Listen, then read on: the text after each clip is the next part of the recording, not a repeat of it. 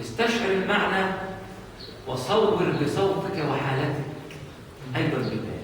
نحن قرأنا فأما اليتيم فلا تقهر بالباب، صحيح؟ أيوة قرأناه وقلنا فأما اليتيم فلا تقهر. بيان كان ممكن أن تقول فأما اليتيم فلا تقهر، لكن قرأناها بالبيان.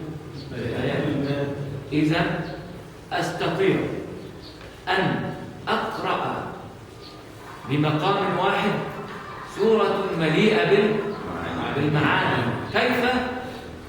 بأن أستشعر المعنى وأتخيل وأصور المعنى بحالتي أنا. هذه هي الإجابة إن شاء الله. هل استفدنا شيء؟ الإنسان منا عندما كنا نتعلم كنا نذهب إلى البيت ونكتب الواجب ونذاكر جيدا، لأننا كنا نذهب في الجلسة القادمة إن شاء الله ونمتحن فيه إن شاء الله. أكيد إن شاء الله. سورة الضحى بمقام البيات كاملة إن شاء الله.